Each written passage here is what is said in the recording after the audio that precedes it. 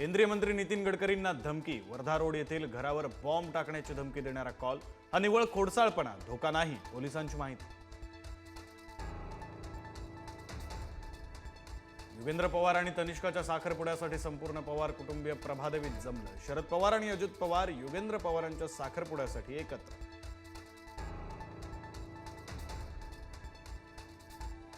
मेघदूत बंगल्यावरील गृहप्रवेशावेळी मंत्री शंभूराज देसाई भाऊक.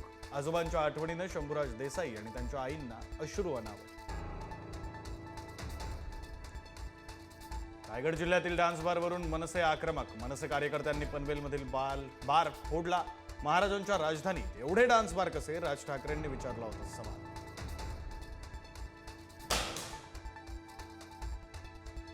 हिंदू आहोत, हिंदी नाही. मनसे नेते संदीप देशपांडेंच्या टी शर्टची चर्चा. राज ठाकरेंचा विचार लोकांपर्यंत पोहोचवण्यासाठी छापले टी शर्ट. देशपांडेंची प्रतिक्रिया.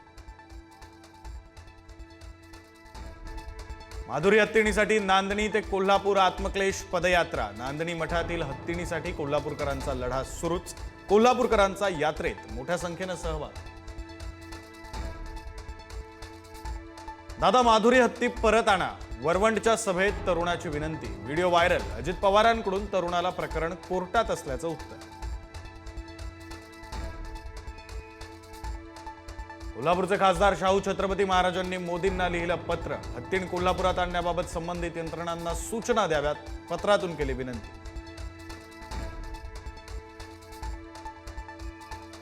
दौंडच्या यवत गावामध्ये सलग तिसऱ्या दिवशी ही जमावबंदी. चौकामध्ये पोलिसांचा कडेकोट बंदोबस्त. 2 दिवसांपूर्वी झाला होता 2 गटात तुफान राडा. राज्यमंत्री मेघना बोर्डीकरांनी ग्रामसेवकाला धमकावलं. रोहित पवारांनी एक्सपोज केला मेघना बोर्डीकरांचा धमकावतानाचा व्हिडिओ. बोर्डीकरांकडून ग्रामसेवकाला कानाखाली मारण्याची धमकी. गणेश नाईक आणि मंदा म्हात्रे वाद पुन्हा एकदा चव्हाट्यावर. गणेश नाईकांचं वय झालंय, त्यांना काय करावं समजत नाही. मंदा म्हात्रे यांचा गणेश नाईक यांना टोला. अनिल अंबानींना देश सोडण्यास बंदी. अंबानींच्या कंपन्या ईडीच्या रडारवर. छापेमारीसह चौकशीसाठी ईडीनं समन्सही बजावलं. सनातन धर्मानं भारताचं वाटोळं केलं. आमदार जितेंद्र आव्हाडांचं वक्तव्य. हिंदू धर्म आणि सनातन धर्म वेगळा, आव्हाडांनी केलं स्पष्ट. तर सनातन दहशतवाद शब्द वापरणं हिंदू धर्माचा अपमान, भाजपची टीका. मालेगाव बॉम्बस्फोटात निर्दोष सुटल्यानंतर कर्नल पुरोहितांची पुण्यात मिरवणूक. पुष्पवृष्टी करत ढोल ताशाच्या गजरात जंगी स्वागत. बीडमधील फरार गोट्या गित्तेचा आणखी एक व्हिडिओ व्हायरल. जितेंद्र आव्हाड दमानिया खोटे आरोप करत असल्याचा दावा. आव्हाडांना महागात पडेल म्हणत व्हिडिओतून दिली धमकी.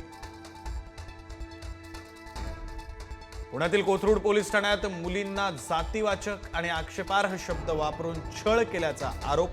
तर पोलिसांनी आरोप फेटाळले. प्रकरणाची चौकशी करण्याची सुप्रिया सुळेंची मुख्यमंत्र्यांकडे मागणी. बांधकाम पाडलं तर माझ्या बाळाला खाली फेकून मी सुद्धा आत्महत्या करेन. अनधिकृत बांधकामावर कारवाई करण्यासाठी गेलेल्या पथकाला महिलेची धमकी. गुन्हा दाखल. राजस्थानमध्ये बोलेरो गाडीनं 12 जणांना चिरडलं. बोलेरो गाडी पोलिसांनी केली जप्त. चालक फरार.